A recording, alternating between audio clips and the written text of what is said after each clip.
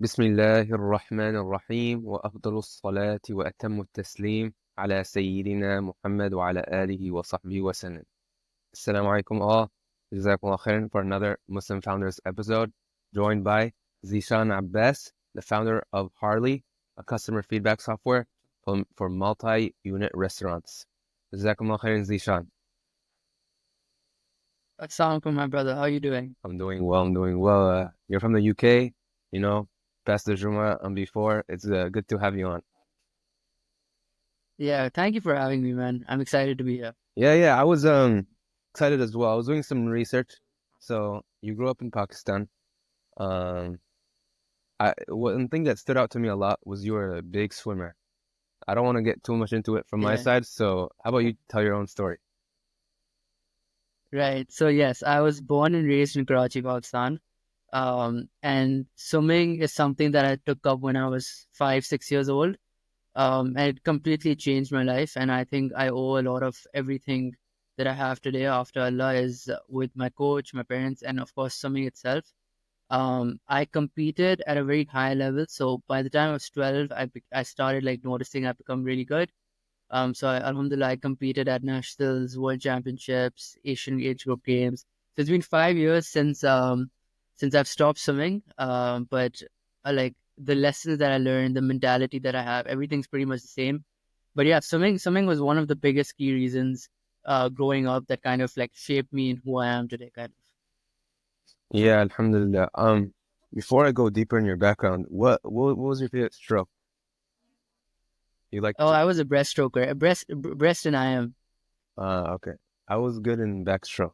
My brother was better in freestyle. backstroke. But No, the backstroke, not my stroke. yeah, Alhamdulillah. I think butterfly was harder because it was I didn't have that many muscles when I was younger. But Yeah. freestyle, I think everybody was a cool kid, right? Yeah. So breaststroke was kind of like niche in the sense that there was a relatively less competition, but I was always just good at breaststroke. So the coach just made me keep pushing there. Yeah. I want to get more into, obviously, if you take sports to a high level, you develop a sort of discipline. And I want to get into Yeah. your transition from developing that big habit of this being disciplined to kind of transitioning into a founder. That's such a good question. That's like that question's spot on. But basically my like I still think how hard I worked during like my O levels and A levels time back in Pakistan. I don't think I have nearly the level of discipline right now, but it was unbelievable. So we used to train. So I used to wake up at like 4:30, pray Fajr. 5 a.m. is when we used to have our first training session. Swim from 5 to 7 before school, go to school, and then after school I had like a couple of tuitions back to back, and then go back to swimming at like 6 p.m. and then get done by like 9 p.m. again, and then come home, sleep by 10, and then just repeat that thing. And it was like entire year round.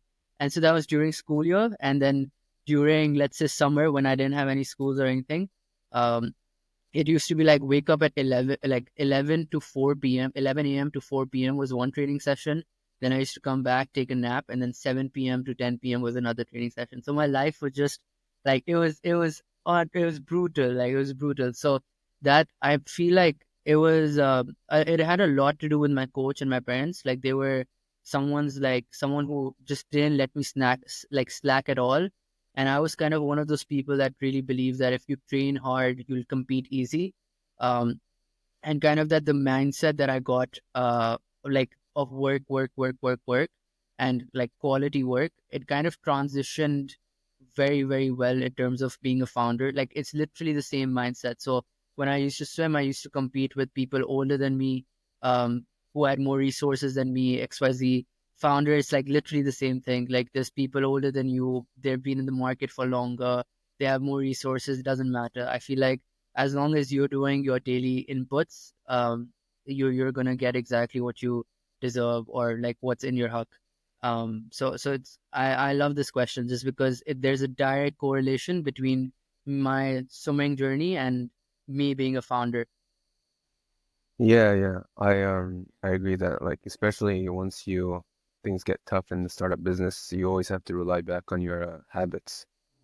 Before we get into the depths of Harley and basically the current operations, tell me how you came, from Pakistan and ended up working in the UK. Right. So I got accepted to the University of St. Andrews, which is a university here in St. Andrews, Scotland, inside the UK. And um, I had pretty good grades growing up, but and Alhamdulillah, I just got accepted here. I got like a bit of scholarship for swimming as well. And that's pretty much how I got into the UK. I met my co-founder at university in second year at the entrepreneurship program. And he was someone who was like really like amazing. Like I was really lucky to kind of see him as well. His name is James. And we just really wanted to build something. I had like a little taste of entrepreneurship before coming to university. So I came into university thinking that I want to leave university starting something. And alhamdulillah, that's exactly what happened. So that just kind of helped me get in the UK. So you said you came with a mindset of starting something. Um, why didn't you like weren't like another student where you wanted to, perhaps work in consulting or a tech company? What was that mindset? So I actually I'm not against like getting a job or consulting or anything because I've tried it myself. So right before coming to university, I had like my first kind of taste of entrepreneurship. So this is when COVID hit. That's when I stopped swimming, but just because you couldn't swim or anything. And I was someone who just can't sit idle.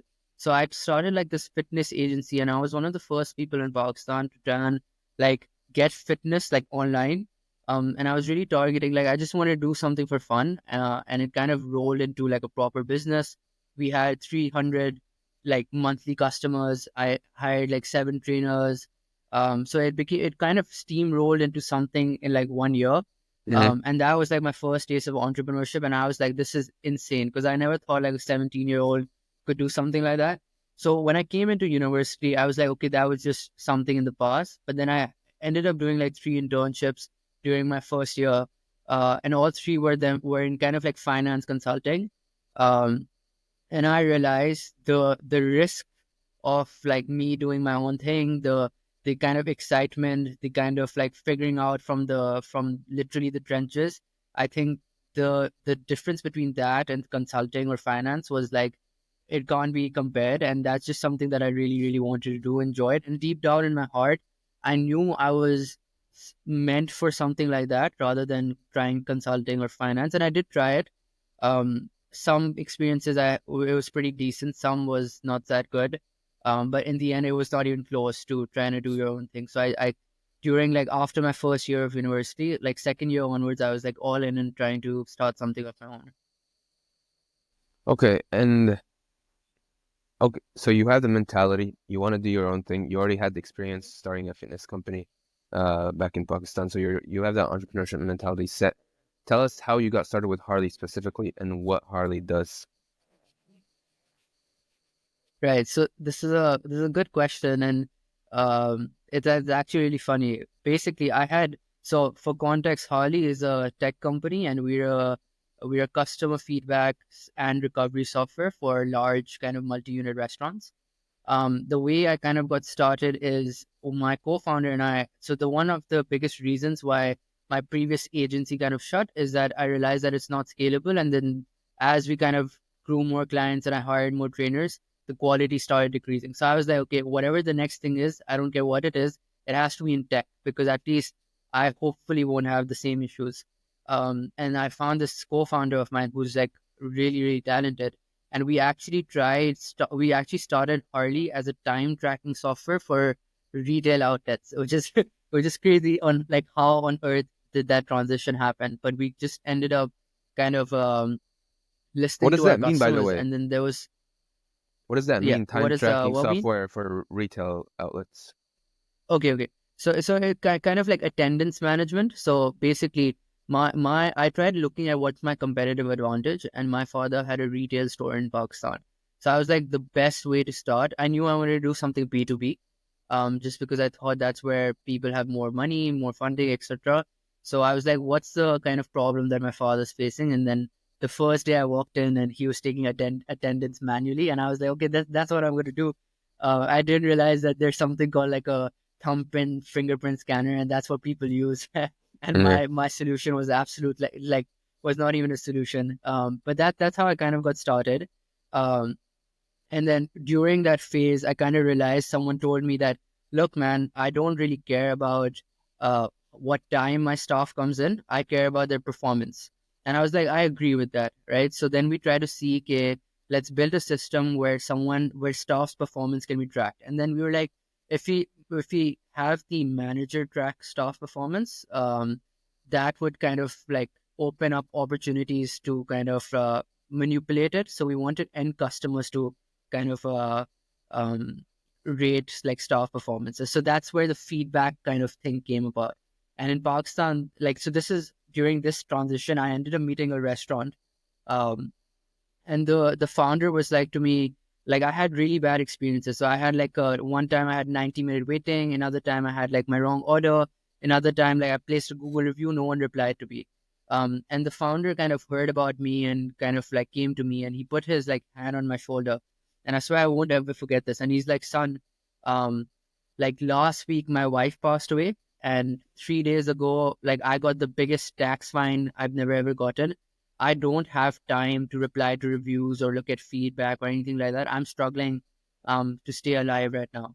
And I was like, Uncle, don't worry. So I'll do something for you. And I really just wanted to help out. And overnight, we kind of built a solution that really just kind of incorporated that staff performance idea as well as like summarizing reviews and sending on a WhatsApp. And that was like the first version of like Harley, what it is today. And the restaurant owner was like really touched by that effort. We gave it to him for free. And he just kind of like introduced me to other restaurant owners. I never had a network in restaurants at all. Um, and Alhamdulillah, we just kept on kind of iterating and listening to our customers. And what's really funny is that customer has gone from like one outlet to like 30 plus, and we've gone from him being our one customer to like 200 plus large multi-unit restaurants using us across like 3 different continents at the moment. So, Alhamdulillah. Mashallah, that's a beautiful story. I think like Yeah. if you pitch that story, especially like the first customer, it can touch a lot of hearts, and it's really Yeah, impactful, mashallah.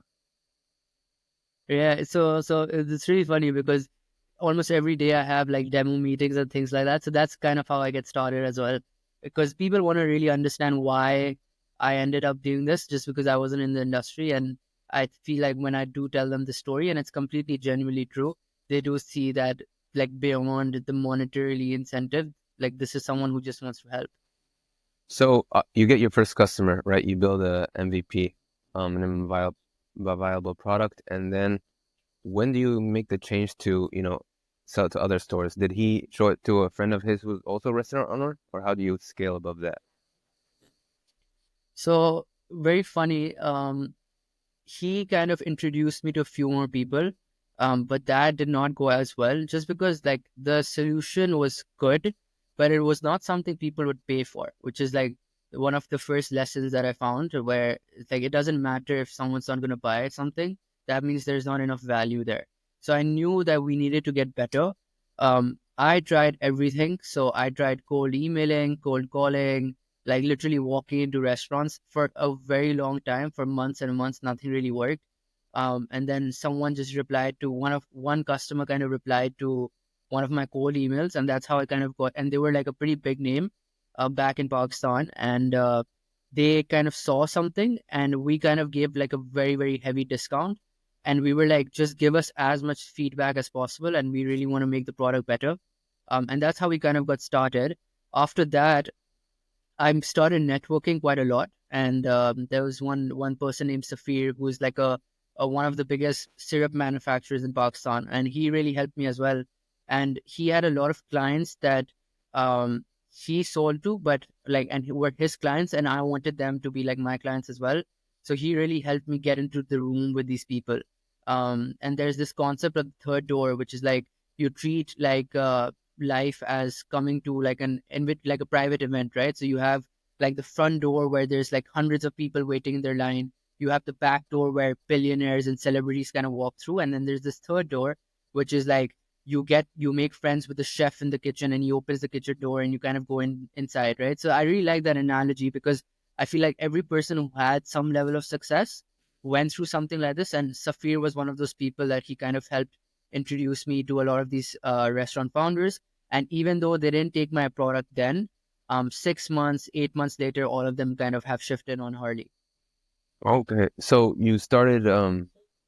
I can see you kind of your base in Pakistan since that's where you grew up and you had a lot of connections. Did you take it Yeah. internationally or UK or what's the current situation like?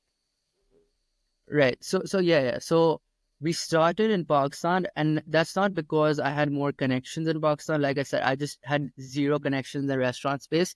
I think the advantage was that it was a good market to test and kind of make the product. It's just because there was not really any direct competition. So people didn't really have much to compare to. And it really made the product a lot better. I felt like once we reached a standard where we were like very like the product didn't have any bugs. It was pretty useful. People were coming to us. We then started moving to the UK, and Alhamdulillah, now we're pretty big in the UK as well. And we've started recently signing a few partnerships in the US as well as the MENA region. So I don't focus much on Pakistan now, but we still have quite a lot of clients who've just stayed there, and people just find out about us and kind of like book a demo or something like that. But I put most of my focus in the UK right Okay, mashallah. And just to make it clear for the viewers, Harley now. it gives the customer a chance to basically rate the experience and then the feedback goes back to the restaurant owner. And then the second thing is what about obviously like current competitors on the market? I know OpenTable does registration, but I'm sure there's other softwares that's encompassing as a restaurant. How do you deal with that? Right. So I'll answer your question. So two-part question. So I'll answer the first one, which is wait, sorry, can you repeat the first one? The first one was Like the how would you first question? describe Harley, right? The Yeah, customer, yeah, yeah, exactly. Okay, yeah. Right. Yeah, yeah, yeah. So good question because I realized that I haven't done this yet. But basically, yes, you're right. People give feedback, whether that's through QR codes or survey links, and they give very actionable feedback. So not just like, oh, I didn't like the food quality. It's like, what about the food quality? So what did you order? As well as like, what about that food menu item? And those are like internal KPIs set by each restaurant. So it's very personalized. We then put all of that data, do some data analytics, and show it on one centralized dashboard. But the real value comes after that, which is like, how do we fix the negative experience as quick as possible? So, managers or whoever the relevant person is get real time alerts. So, before the customer even gets out of the restaurant, they are like stop right there. The staff already knows what went wrong, and they give like an incentive. Third is that we have something on our dashboard that tracks every kind of customer journey. So it's like if someone gave a negative feedback, we know that they gave it like an hour ago. Automatically, they get like a message or a WhatsApp or an email, whatever the restaurant wants, with like a discount or incentive saying, "Hey, sorry for your experience." And then if the customer comes back again and uses that discount code, we can track that. So we take a customer from having a bad experience to coming back in the restaurant, and tracking if they came back in the restaurant. And we do this at a very high level where you have 100 plus negative experiences every single day. And when you accumulate all of that, that's a lot of like customers that you recover, and then a lot of money that you bring back to the restaurant. So that's where the true value of Harley lies. And second, what you talked about competition, I think competition is really good because it shows that there's a market for it. Um, which I think is really amazing. Open Table is for like mostly for a reservation. For feedback, there's quite a lot. In the US, there's Ovation, Tattle. In the UK, there's Jumping Go, Feedback, AGM. So there's quite a lot, but I wouldn't say there's so many either. So it's a market that's growing, and it's a market that I feel personally, I'm obviously biased. I feel like we are at a very good position to kind of take over the competitors. We do a few things differently. Obviously, every competitor has their kind of USP, but I feel like it's a very good balance between not having competitors, which is like, okay, maybe there's no market for it at all, versus having too many competitors. So I feel like this is something that's niche enough where it's right in the middle. And backtracking to the first question, how do you incentivize the Yep. customers to actually give the feedback? Is it just like a forced QR code, or if I'm eating and I just want to leave, why can't I just leave? Right. So there's a couple of things that we do. One is, let's take your example of a dine-in QR code. So usually there's some sort of incentive given by the restaurant. I kind of recommend not having like a discount or something like that. It's usually something like a monthly prize where they randomly select one person, whoever gives feedback, and then they give them a free meal, and then they post on social media, and that incentivizes more guests to give more feedback. So that's one. Second, staff nudges really help. In the sense that even if a staff politely, while giving the receipt, talks about, hey, would really appreciate your feedback, people are more than willing to do so. On average, our like 10% of customers of our clients end up giving feedback. And it's there's full training documents that we provide to their staff on how can we essentially use the right words, use the right timing, use the right framing to actually get feedback which is authentic and real. Mashallah, that's you definitely did your research there. Going back to the business aspect of things, would you say that your strategy is mostly focused on the vertical as a restaurant, or have you thought about, horizontal scaling feedback just um in general, like B2B feedback, or in any other industry other than restaurants? Very, very good question. So what I realized, and when our business, like there's a good chart that we have internally where like our business kind of started going like this, is when we started focusing. And when we focused on just feedback slash recovery for just multi-unit restaurants, that's when we saw the growth. So I'm a very, very big believer of focus, because even if it's the same product, a retail store or any other different industry will have a few kind of different requirements, and that's going to take focus away. So I feel like the multi-unit restaurant market is so big that not anytime soon am I going to like take away my attention. But yeah, in the future, instead of maybe building more tech for restaurants, I think what will probably most likely happen is we just cater the same product to other kind of industries. So I see that happening as more likely than restaurants. But at least for now, we're dead set focused on just multi-unit restaurants. What other industries are were you thinking of?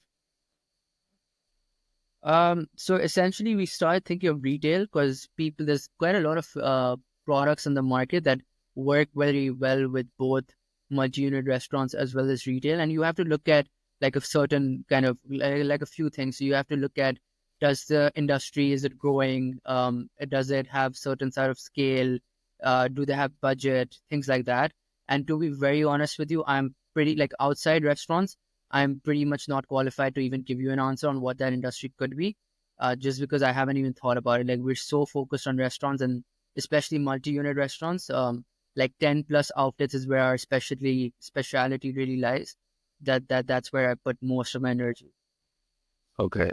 Zooming in even further than, multi-unit restaurants, have you had specific success in like a specific type of restaurant? Like for example, have you targeted restaurants that are owned by South Asians to get a warmer connection? I remember I saw there's a chai wala in UK. It was getting really famous, the chai thing replacing Starbucks. Like something like that, or is it more just general? That's so funny. Uh, but Chaiwala is people we're working with currently as well. But Oh yeah? yes, Mashallah. yeah, not across all their outlets. So we're on 10 outlets right now, and this is like a last week thing. So we're gonna see how it goes. So I'm just gonna make that clear for the record. Um, but inshallah we'll see how it goes. I feel like there is obviously a warmer connection between like South Asians, but honestly speaking we don't really like just focus on that. For us the criteria is, okay, do they have enough scale? So is that like, is it minimum 5 plus locations? Second, they need to have some sort of dine-in facility as well, so it works very well with if someone has the dine-in and delivery both. Mm, um Three, it's kind of it really doesn't matter if they're quick service or fine dining or anything like that. So we don't really look at that. But as long as they check those boxes, it works pretty well. But obviously there is like it makes sales cycles very easy if there is South Asians. But I feel like that's just a like that's not a hard and fast rule. Just because the product is good enough, like at the end of the day, that's what everyone really cares about, is how much value they can get. Yeah, I agree with you. It does provide a benefit, but definitely it's all about the value. Going back to the value, you've gained a lot of expertise in the past, year or two that you've been working on Harley. In terms of SMBs and specific small and medium businesses, what is something when you're talking with the owners of these businesses that you see that the customers are complaining about? That's such a recurring theme. Okay, so what are customers complaining about? So usually it really depends. It varies. So to be very honest, it varies between brand to brand. And it actually varies between location to location. And that's where our kind of insights become very powerful, because they want to know exactly which location. So for example, I can't name a restaurant, but let's say one location, this food quality is the issue. The second location, it could be ambience. So it really, really does vary, but usually the five big pillars are food quality, beverage quality, ambience, customer service. Um, those are like the four or five big ones. Those are really where the customers kind of complain in, and there's like a subset between that. So under customer service, it could be service speed or staff attendance, or staff appearance or anything like that. Food quality, drink quality, that's pretty given.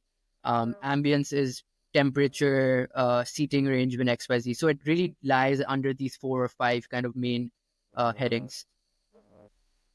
Yeah, that's interesting because I think a lot of entrepreneurs in general they start off with mom and pop shops or more brick and mortar stores because it's kind of an easier business than tech, even though I might not agree with.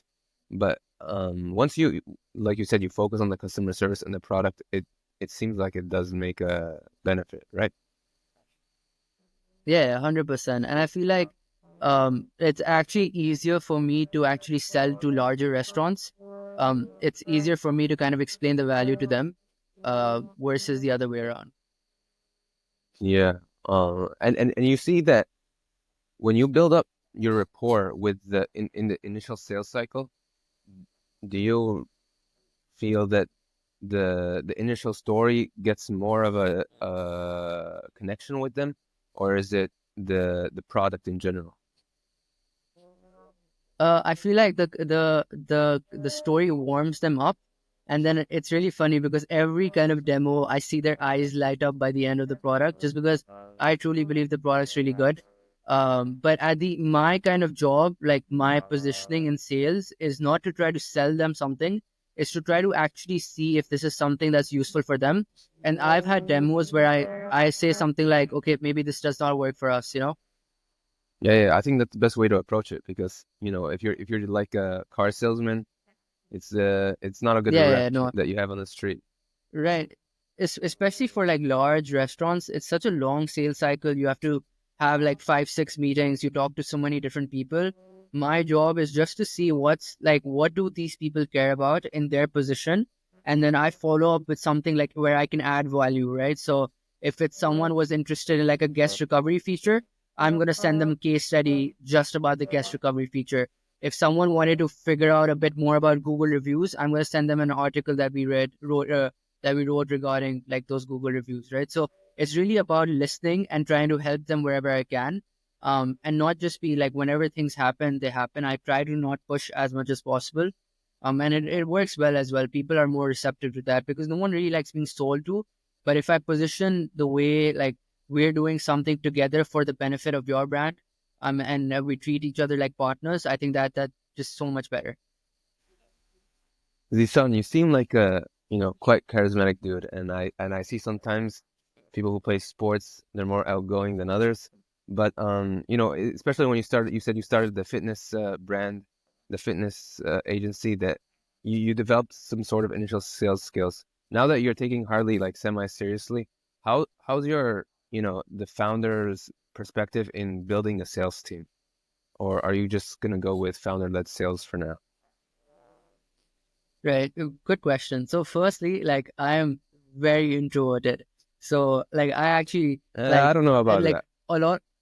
No, no, I swear I am. You can ask my friends as well.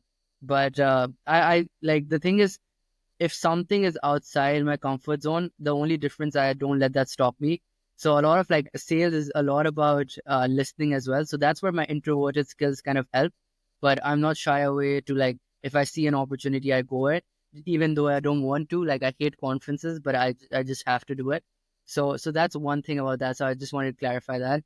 For some time, I've been doing founder-led sales. Um, I think for a bit longer, I will continue doing founder led sales, but we are very close to kind of building our own sales team as well. At least in terms of like lead generation and things like that, I think that can be given. But for a while, I think founder led sales is the way to go. And the biggest reason for that is that like I use every sales meeting that I have as an opportunity to see where the product can be improved and what people care about. Because every day I'm talking to these restaurants and I understand what are their pain points, what do they care about, and then I keep refining it. And that way I kind of keep building the product as well. So it's really like these meetings are actually, even if someone says no, if I can understand why they said no, and if it's nothing to do with budget, even then budget like kind of tells you that maybe they didn't see enough value, then I can kind of talk to my product team in a way that we can build the product that solves this problem. So I really really like, I think founder led sales is one of the most important aspects of like my job right now. Are you technical or are you like a business guy? So I understand tech, so I've done a coding here and there, but I am not the technical person behind Harley. And I have a very, very, very competent CTO named James who handles that part. I handle all things sales, customer support, marketing. I think even though you say you're not tech, it's a national necessity of a South Asian to have an engineering background, right? So I think What's that really benefits funny is, everywhere. yeah, but I honestly don't have any sort of engineering background. I just self-taught a lot of things. I studied finance, like I'm studying finance currently right now also. So it has nothing to do with tech or anything. What's really funny is before I came to university, like that's when my parents got me my first laptop. So I didn't even know how to use a laptop. Like I was the least techie person you can imagine. So like the growth that I personally had in terms of tech and using tech things Yeah, is it can't be described. that's really interesting because I think not many college students would have that experience, right? When you first use a toy, in this case a computer or a video game console, you want to explore it, and you're exploring it with all its capabilities. I think it's a really unique experience you had. Yeah, exactly, right. So I feel like alhamdulillah, I've been so lucky. Like in the moment, I really don't understand why things are happening and like the laws are going on. But like I feel like as time goes on and I reflect and like at that moment, that's exactly what needed to happen, and they happened anyways. Alhamdulillah, and it's like I look at it from a years from now as well, and I'll be like the struggles that I have today. Like I need to have these struggles to kind of grow as well. Yeah, yeah. Are you guys in terms of the future looking to like raise around, or you want to take more of the bootstrap route? So obviously there are two different games. I see like for a very long time I was very like hardcore pro bootstrapping. And now I understand the value of raising money is not the money itself, but it's the warm intros investors can get you in. And that's what some of our competitors done like did as well. So I don't see us raising anytime soon, but it is a possibility in the future in the next couple of years. But I don't see it happening in 2025, and nor are we trying to either. Okay. You think if you try to, you could? I think you could, right? Yeah, I mean, inshallah, yeah. But like, I believe I could. Yes, we have enough traction. We're profitable. We're growing like month on month quite a lot as well. So I do think that we could, but you never know what's in your huck, right? So, Yeah. like you never know if you try. So, but I'm not trying at the moment either. Yeah. Alhamdulillah, inshallah, may Allah give you tawfiq with that. But when Inshallah. I didn't know that you were currently a student. I thought you graduated. How do you deal with So, being a founder and a student at the same time? bro, I'm in fourth year right now, so I'm about to graduate. But like it's basically, I'll tell you, Monday to Saturday from 8. So the schedule is from like 8 a.m. And it's also really stressful because I have different time zones as well. So 8 a.m. in the UK is 12 p.m. in Pakistan. So I wake up and I have 3, 4 text messages by my clients and about like XYZ. And so I wake up and I'm working. Like it's insane. So it's a Yeah. so usually from 8 p.m. to 8 a.m. to 9 p.m. is when I'm working on Harley from Monday to Saturday, and then Sundays I do my uni work. That's basically it. Have you thought about dropping out, or you want to make the parents happy? Yeah, obviously, my mother, she unfortunately could not finish her degree, so it's her dream to kind of get like both her kids to finish their degree. So I want to honor that as well. Yeah, And I've made it through 4 years, so it's like might as well just like I work on uni on Sundays only, so it's not as bad either. And alhamdulillah, I get decent grades. I mean, I don't know this year, but like decent enough grades. So I just want to like finish it off as well. that's beautiful. May Allah reward you for that. I want to move the Inshallah. conversation a bit towards community. Obviously, as a founder, you're lucky enough to have a CTO. You're not by yourself totally, but it gets kind of lonely. Has there been like a community that you've resorted to? I know, you're not in England specifically, but you're in Scotland in terms of whether it's the South Asian community or the Pakistani community or just a community full of founders and entrepreneurs that has helped you kind of stay sane, or how do you deal with that? That's such a good question, honestly. I feel like, to be very honest with you, like obviously I have like few close friends who are also founders and things like that. But like I feel like at least in the beginning, like a year or two, like everyone just has to go through like what you call the lonely chapter, where you're not good enough to get in the group where you want to get, like where you want to get into, and you're not like you want to grow out of the group that you're currently in. So I feel like that transition has like been happening for me as well. And like alhamdulillah, now I'm surrounded by people who are very like my kind of rules are good values slash ambition. Doesn't matter if you're like a founder or not. That those are the two kind of things, and I try to be the same person as well. Um, so I've started trying to talk to more people like that.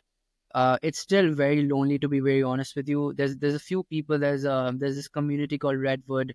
They're doing wonderful in the UK as well. They just came up for Muslim entrepreneurs and kind of help students and things like that.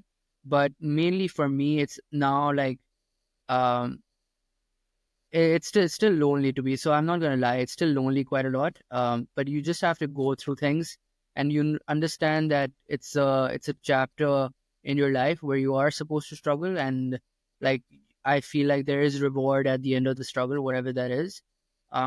But as like alhamdulillah, as I get more and more kind of bigger and bigger, like I'm starting to attract a level of like other Muslim entrepreneurs and successful people and things like that, so that has made things easier that I can rely on them.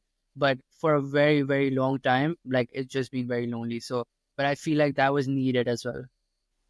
Any specific ones that you want to shout out, or you want to keep it private? Sure. So there's a few. So there's my best friend. His name is Daniel Bilal. He's running an influencer marketing agency in in London, and he's been one of my best friends. There's Akshat, who's a genius in my opinion in terms of trading and finance. Then I have a few mentors as well. There's Azam Jaffrey, who is the founder of Foodtree, which is like a food delivery kind of meal prep company. He's been like such a huge help for me. There's Safir, who I kind of mentioned as well, the manufacturer in Pakistan. And there's the founder of Jalebi.io, Zohair. He's been like a huge so a lot of like I feel like being young, like the biggest advantage I've had now is that a lot of like very successful people who are way like decades older than me, they kind of see themselves in me and then they're willing to help. So mentorship has been very huge for me. So those are a few people. I apologize if I like to someone who's hearing it and you've been a big part of my life. I'm completely banking right now, but I'm sure there's more people out there. Yeah, he doesn't like you. That's why I didn't mention. No, yeah, obviously it's mashallah. You forgot. But when you're looking at the future, in terms of, growing, have you first of all said, after college, I'm going straight with this, and then secondly, to people watching this and maybe on the young side, maybe they're in the UK and they get inspired and they want to join your team either technically or in the sales side. Is there an opportunity in terms of internship in the future, or are you willing to grow the team, or how do you look at the future right now? Right, right.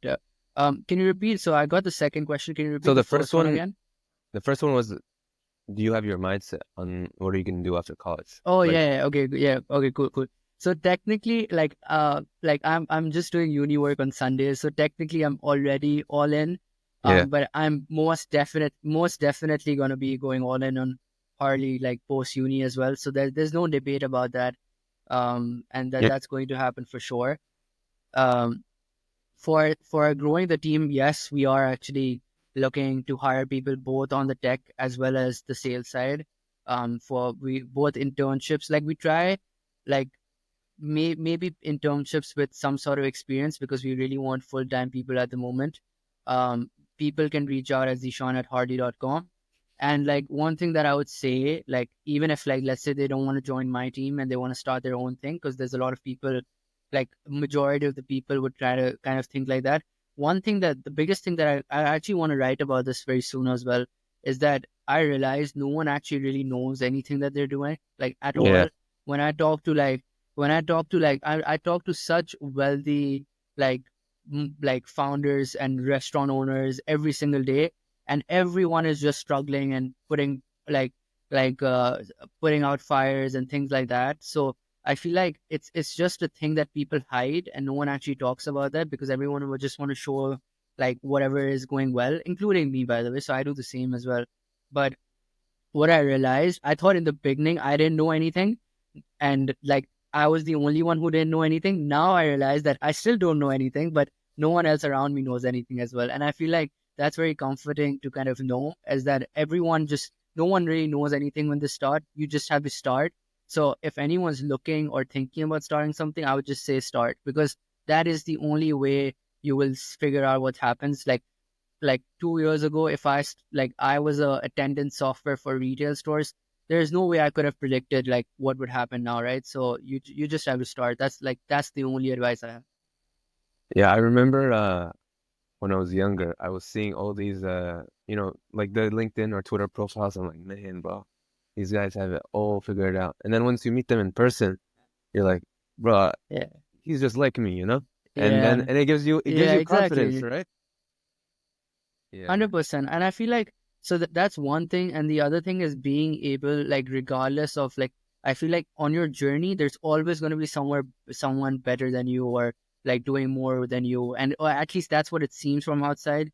I think simultaneously understanding that okay, we I don't know anything right now, but being secure enough in yourself that you don't compare yourself, or you don't kind of feel jealous, or you can kind of look at other, like someone your age who's doing something really well. Like if you have enough security where you're actually celebrating other people's successes, if you combine those two traits together, I think that's a founder who's going to make it big time, if not now, somewhere like 5 years from now. 100%. Yeah, yeah, you nailed it right there. I think especially as like a Muslim founder, it's really important to stick to where you don't have envy. And I think there's a hadith that none of you truly loves his brother until he loves that for which he loves himself, that it's a lot of Exactly. selflessness. And I think, once you get more mature in the business community, you see that a lot of these traits, and especially truthfulness, right? Especially in the sales cycle, you see that Yeah. these things actually are more important and play more of an impact than like hard selling. And it's kind of just being a good person. 100%. I think like though people who understand that you, to get a certain place or get what you want, you don't actually have to compromise your values at all. There's been times that in like Harley as well where we actually had to fire some of our clients just because they were not nice people. They were not trying to make us do nice things. And in that moment, they actually were giving us quite a lot of our total revenue. But we knew we had to take a step back to go forward, and we wanted to only work with people who have, like, they don't have to be, obviously not every restaurant is like Muslim led, but they have to have some certain level of kind of good trust, good faith, good kind of like good values, just being a good person.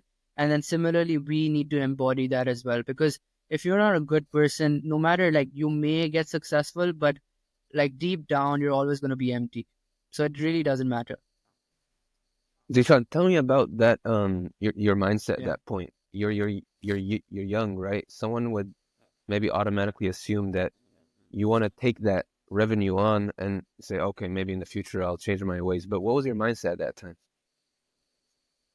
I don't know, for even now, I don't really think about revenue as much. So like a big thing that we do with restaurants, like let's say if someone has 100 locations right now, we tell them, okay, we're gonna charge you for the 100 locations, but let's say a year from now you're gonna go to like 200 locations. We're still only gonna charge you for 100 locations as like an incentive, that like as an incentive that we're gonna be like, we want you to work with us long term, right?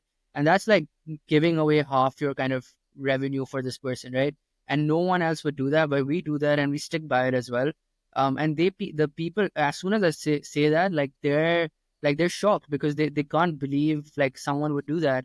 Um, and I'm like they instantly, I gain their trust, and that's far more valuable than any sort of money, just because I know they're going to refer me to other people. I already know the product's good enough. So like a lot of like the mindset that I've had is like money comes later, but your first and foremost goal should be trying to give value wherever you can, however you can, and making so much goodwill that eventually that will come back to you, but like doing goodwill without expectation of return.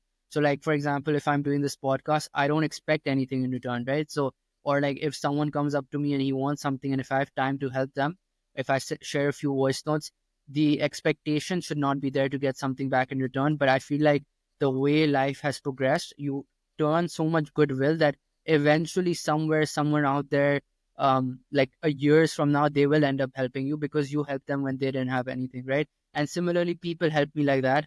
I keep them in mind, and whenever I have an opportunity, I want to return the favor, right? Yeah. You're right. Like even if they're mean to you, right? You take the higher ground. Um, yeah. I wanted Yeah. to get your opinion on something. So I've interviewed some immigrants before, but they were mostly a bit on the older side. You're a fresh immigrant to the UK. I want to get your perspective.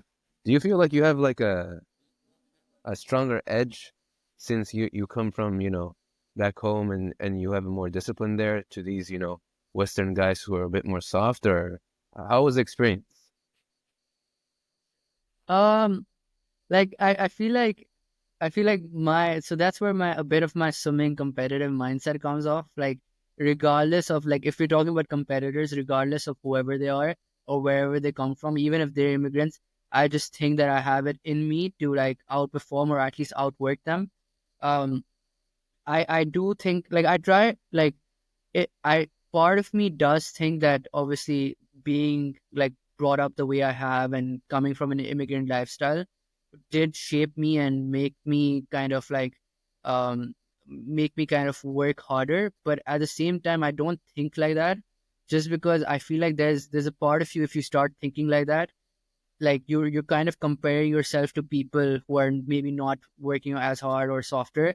I don't think comparison in good is general, and then you start feeling like you're better than them, and that makes you softer, and I don't think that's a good thing. So I try not to compare myself with any other student or any other. I like everyone's on their own path.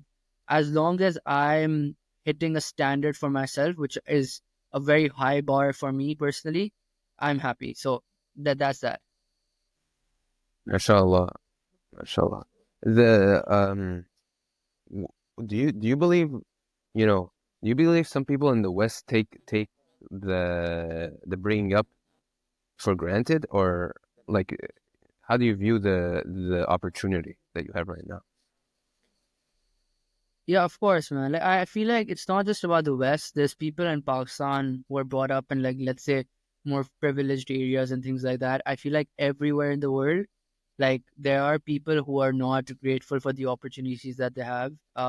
And like that's the thing about this world, right? Like, no matter what you do, there will be someone better than you somewhere. If not in like the thing that you want to be, like the thing that you do, something else, like maybe like family or anything else, like anything outside wealth. So if you come in this, like, people start thinking, oh, this person, like, I'm doing 1 million ARR, this person does like 10 million ARR, I want to get there. But like, you completely forget where you come from.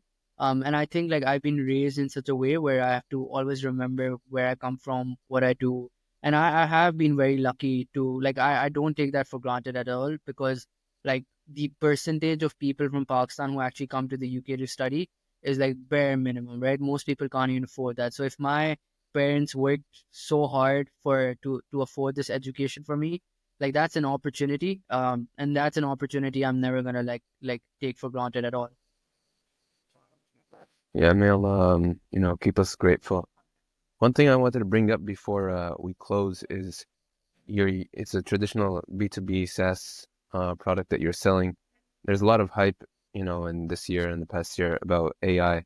Have you felt pressure to incorporate it? Have you incorporated it, or how's your attitude towards AI? A very, very good question, actually. So we have AI incorporated. So, like, for example, like if we have like a reputation management system as well, where it scrapes all like Google reviews, Facebook reviews, Yelp, TripAdvisor, and our AI kind of runs through every single review and puts them into, like, does sentiment analysis and puts them into categories. As well as we have AI generated automated responses. So we have incorporated AI, but I never lead with AI. And the biggest reason why is because I look at it as from a value perspective, right? um, the biggest value like our clients get from us is being able to recover guests, right? And for that, at the moment, we haven't incorporated AI. So I'm just not going to force a buzzword, because, like, just for the sake of it, right? And if we are using AI to do sentiment analysis and things like that, I'm still not going to lead with that, just because at the end of the day, that is not directly making the restaurant money, right? But however, what we have recovering customers, that directly does prove that. So I don't feel pressure to kind of incorporate AI. I do think there is a lot of potential with there. But like, and I do think there is going to be a future where AI will be like truly integrated in a way where that can actually does, like, it can actually bring concrete value to like to restaurants. But at least in our system, a lot of our competitors actually say AI based is the same thing. It's just GPT wrapped, doing sentiment Yeah, analysis and things like that. So I don't think it's like that's why I don't flex it either. But when there is going to be a time where I think the value is going to be so great, and I actually have a few ideas on where that could be. And I was actually talking to my team about this today in the morning about it as well. That's when I really like own up to it. But we have everyone has some sort of AI, at least at this level, in the West in B2B SaaS. yeah, yeah. The hype is real. Zishan, one thing I want to ask 100%. before you leave. If Yeah. you were to start a restaurant right now, what would you sell? If I were to start a restaurant, fun fact, I would not start a restaurant. Like I talked to so many restaurant owners. I was like, that's tough. But what I would sell is I would sell biryani, because I love Biryani? biryani. And it's like, yeah, man, South Asian food slaps. It's also because, like, right now in St. Andrews, I don't have like there's very less halal food Yeah. options. So I crave it like every single day. So I would do something like that. Biryani and chai, like that's my thing. Yeah. I myself, I'm Moroccan, but me and my brother, we always talk about how we love tandoori chicken and chicken tikka masala. Like you can Oh, you can slaps. feast on that, mashallah, you know? Yeah, man. 100%. Zishan, mashallah, it was a pleasure having you on. I really appreciated the Likewise from lessons here. and the stories that you provided. Inshallah, may Allah give you tawfiq in the future, and we hope to see you soon. Inshallah, man. Thank you so much for having me. Take care.